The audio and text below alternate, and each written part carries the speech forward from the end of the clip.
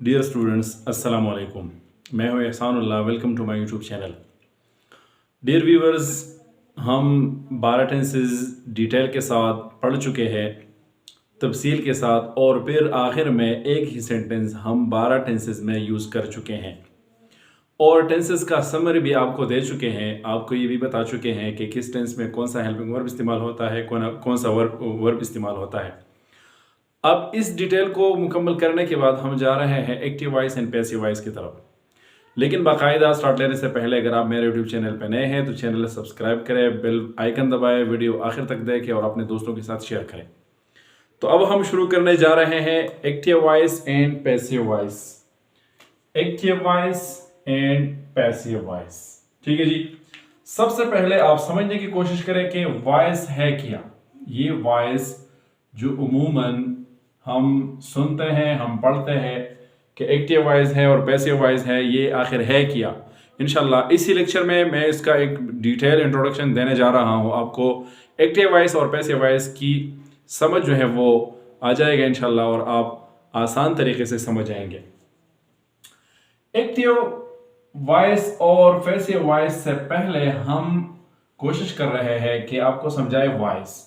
Voice का एक माना जो है डिक्शनरी मीनिंग है, ठीक है जी। तो अगर आप डिक्शनरी उठाते हैं और देखते हैं कि वॉइस का क्या माना है, तो डिक्शनरी में आपको इसका माना जो है वो मिलेगा आवाज, ठीक है जी।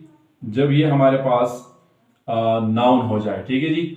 अगर वॉइस हमारे पास वर्ब हो जाए तो फिर इसका माना हो जाएगा आवाज निकालना, ठीक है जी।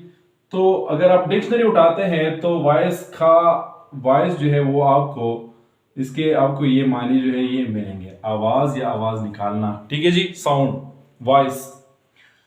अगर आप वॉइस जो है वो इंग्लिश ग्रामर की रूह से आप देखना चाहते हैं, आप इंग्लिश ग्रामर के चश्मे लगा के आप देखना चाहते हैं कि वॉइस क्या है, तो वॉइस जो है ये वर्ब का एक फॉर्म है, ठीक है जी।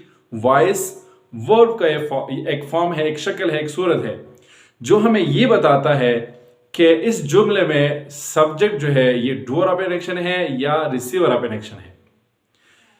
वॉइस हमें ये बताता है कि किसी जुमले में इस्तेमाल होने वाला सब्जेक्ट जो है ये काम खुद कर रहा है या कोई दूसरा जो है वो सब्जेक्ट को किसी काम करने का कह रहा है और किसी काम के करने पे मजबूर कर रहा है, और कोई और जो है वो सब्जेक्ट के ऊपर कोई काम करने का बायस और सबब बन रहा है, ठीक है जी। शायद आपको ये क्लियर हो चुका होगा।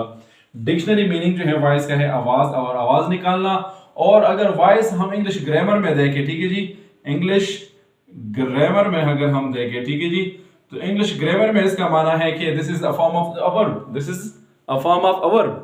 द वर्ब ये शक्ल है, ये वर्ब का एक शक्ल है, एक सूरत है, जो हमें ये बता रहा है कि इस जुमले में सब्जेक्ट जो है वो डूअर ऑफ एन एक्शन है या रिसीवर ऑफ एन एक्शन है। मतलब सब्जेक्ट खुद काम कर रहा है या कोई दूसरा जो है वो इसके लिए बायस बन रहा है सब्जेक्ट के लिए कि वो कोई काम कर ले, ठीक है जी। तो वॉइस ये हो गया। अब इसके बाद हम कोशिश कर रहे हैं कि आपको समझाए कि एक्टिव वॉइस क्या है और पैसिव वॉइस क्या है, ठीक है जी। आसान अल्फाज में आपको समझा रहे हैं कि एक्टिव वॉइस आखिर है क्या, ठीक है जी। एक्टिव वॉइस, एक तो आप समझने की कोशिश करें कि एक्टिव है क्या, और फिर ये समझने की कोशिश करें कि पैसिव क्या है, ठीक है जी। वॉइस तो आप समझ गए, अब एक्टिव समझे, फिर पैसिव समझे, फिर उसके बाद एक्टिव वॉइस समझे, फिर पैसिव वॉइस समझे, ठीक है जी। वॉइस आप समझ गए। अब एक्टिव का माना है मुतहर्रिक, हरकत करने वाला, काम करने वाला, जाहिर, क्लियर, ओपन, ठीक है जी। तो अब माना हो गया एक्टिव वॉइस का। एक्टिव वॉइस हमारे पास एक ऐसा जुमला है, वर्ब का एक ऐसा सूरत है जिसमें सब्जेक्ट खुद काम कर रहा है, ठीक है जी। एक्टिव वॉइस, एक्टिव आपको मालूम है कि मुतहर्रिक को कहते हैं, हरकत करने वाले को कहते हैं। वॉइस जो है वर्ब का एक शक्ल है, ठीक है जी। तो एक्टिव वॉइस हमारे पास वर्ब का वो शक्ल है, ठीक है जी। हमारे पास एक ऐसा सूरत है जिसमें सब्जेक्ट जो है, काम करने वाला जो है, डूअर ऑफ एन एक्शन जो है वो खुद काम कर रहा है, और डूअर ऑफ एन एक्शन जो है वो जाहिर है, क्लियर है, मालूम है, ठीक है जी। तो एक्टिव वॉइस हमारे पास हो गया वर्ब का वो शक्ल, वो फॉर्म जिसमें सब्जेक्ट जो है वो डूअर ऑफ एन एक्शन जो है वो हो, डूअर ऑफ एन एक्शन हो, ठीक है जी, कोई काम जो है वो कर रहा हो, एक्टिव वॉइस में सब्जेक्ट जो है वो काम कर रहा हो, डूअर ऑफ एन एक्शन होता है। सब्जेक्ट जो है वो जाहिर होता है, क्लियर होता है। मिसाल के तौर पर मैं आपको समझा रहा हूं, he writes a letter, he writes a letter. अब देखिए ही हमारे पास सब्जेक्ट है, राइट हमारे पास वर्ब है और अ लेटर हमारे पास ऑब्जेक्ट है। अब ये पूरा फॉर्म जो है ये हमें बता रहा है कि ही जो है ये डूअर ऑफ एन एक्शन है, ये खुद काम कर रहा है। यहाँ पे इस जुमले में, वर्ब की शक्ल में, इस सेंटेंस में ही जो है ये ओपन है, क्लियर है, मुतहर्रिक है, काम करने वाला है, डूअर ऑफ एन एक्शन है, जाहिर है, मुतहर्रिक है, एक्टिव है। लिहाजा इस पूरे फॉर्म को हम एक्टिव वॉइस कहते हैं, ठीक है जी। एक्टिव वॉइस जिसमें सब्जेक्ट काम करने वाला हो, डूअर ऑफ एन एक्शन हो, क्लियर हो, ओपन हो, जाहिर हो, ठीक है जी। अब इसके मुकाबले में हमारे पास है पैसिव, ठीक है जी। तो पैसिव जो है, जिस तरह का पैसिव लफ्ज से जाहिर है, पैसिव कहते हैं नामालूम, गैर मुतय्यन, मजहूल। तो पैसिव वॉइस हमारे पास वर्ब का वो शक्ल है जिसमें सब्जेक्ट जो है वो एक्टिव की तरह जाहिर ना हो, क्लियर ना हो, ओपन ना हो, मालूम ना हो, बल्कि थोड़ा सा मजहूल सा हो, थोड़ा सा नामालूम सा हो। वैसे ही बंदे को तो पता चलता है कि इस सेंटेंस का, इस एक्शन का डूअर कौन है, लेकिन जिस तरह के एक्टिव में सब्जेक्ट जाहिर होता है इसी तरह पैसिव में नहीं होता है। पैसिव का माना है मजहूल, गैर मुतय्यन, गैर मालूम, ठीक है जी। तो अब पैसिव हमारे पास ये हो गया कि ये वर्ब का वो शक्ल है या सेंटेंस का वो शक्ल है जिसमें सब्जेक्ट जो है वो डूअर ऑफ एन एक्शन ना हो बल्कि रिसीवर ऑफ एन एक्शन हो। Actually receiver of an action नहीं होता है, लेकिन इसका शक्ल सूरत और इसका हुलिया जो है, इसका जाहिर बनावट जो है वो ऑब्जेक्ट जैसा होता है, ठीक है जी। और ऐसा मालूम हो रहा है कि यहाँ पे एक्शन जो है सब्जेक्ट खुद नहीं कर रहा है बल्कि कोई और जो है बाइस बन रहा है सब्जेक्ट के लिए कि वो ये काम कर ले, ठीक है जी। तो पैसिव वॉइस में सब्जेक्ट जो है ये रिसीवर ऑफ एन एक्शन लगता है और ये ऑब्जेक्ट की तरह होता है, ठीक है जी। और इस पे अहकामात जो है वो ऑब्जेक्ट ही के लागू होते हैं, ठीक है जी।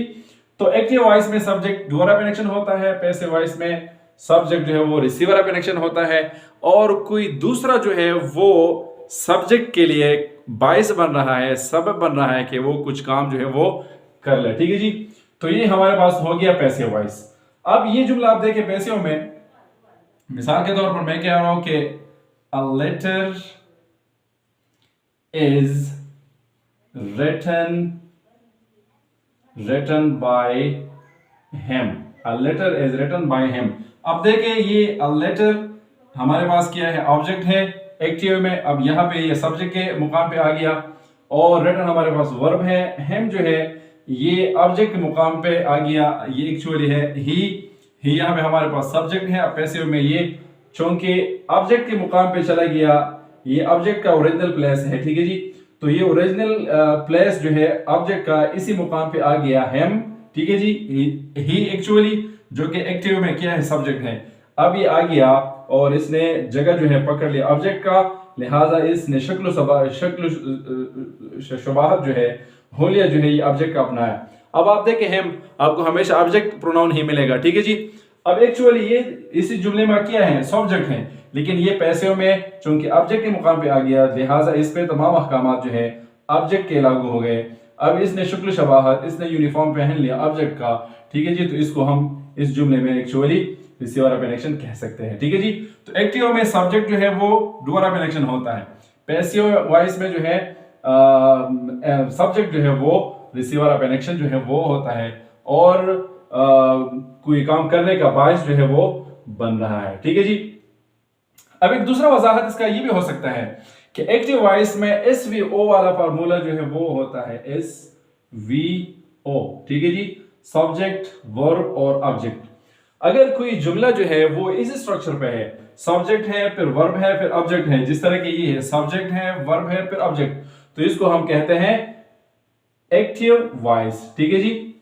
लेकिन अगर ये तरतीब रिवर्स है, ठीक है जी, तो इसको हम फिर क्या कहेंगे, इसको फिर हम कहेंगे पैसिव वॉइस, ठीक है जी। O plus V plus subject, ठीक है जी। अब देखिए ये हमारे पास हो गया ऑब्जेक्ट, ये हमारे पास हो गया वर्ब, ये हमारे पास हो गया सब्जेक्ट।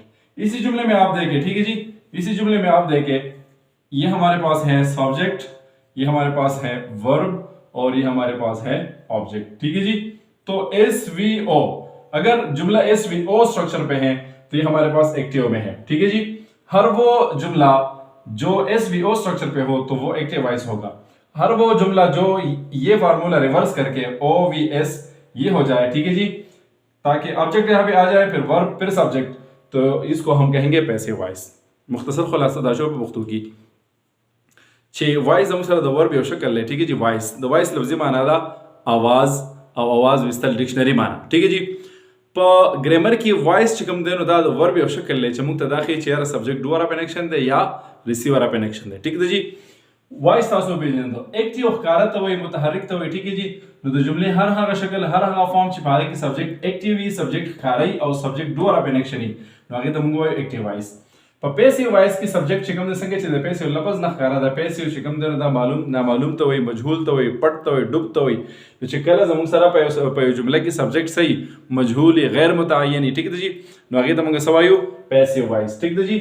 नो पैसिव वॉइस जमुन सरा दवर बहागा शक्ल शो छिपागे की सब्जेक्ट जमुन सरा रिसीवर कनेक्शन ही दरअसल दा रिसीवर नहीं, रिसीवर को ऑब्जेक्ट ही ऑब्जेक्ट एक्चुअल नहीं कुछ उनके दा ऑब्जेक्ट ज़ैलजी लिहाजा दा यूनिफॉर्म दा ऑब्जेक्ट अच्छे दे शक्ल शबाहत दा ऑब्जेक्ट अपना हुई और बदवन अहकामात चिकम दा ऑब्जेक्ट लागू की नदी वजह नदी तमंगे सवाई रिसीवर कनेक्शन। ठीक है जी। एक्टिव वॉइस जमुन सरा दवर दिसी शक्ल ले छिपागे सब्जेक्ट डोरा कनेक्शन। पैसिव वॉइस जमुन सरा दवर भागा शक्ल ले की बदी की सब्जेक्ट रिसीवर कनेक्शन। बल पहचान दायरे चिकल जम सर जुमला पर SVO स्ट्रक्चर बांधी पर SVO सब्जेक्ट भी वर्ब भी ऑब्जेक्ट भी जम सर पर एक्टिव की कचरेदार रिवर्स शो ओ मखे तो मतलब ऑब्जेक्ट मखे दरा है और बसे आप वर्ब शो बे और बसे सब्जेक्ट आखिर तलाड़। ठीक जी। दबे जम सरा से जुड़ी की जम सर द पैसिव स्ट्रक्चर जुड़ी की कचरे जुमला जम सर पर स्ट्रक्चर और एक्टिव वॉइस कचरे जम सर पर स्ट्रक्चर पाने वा जम सरा पैसिव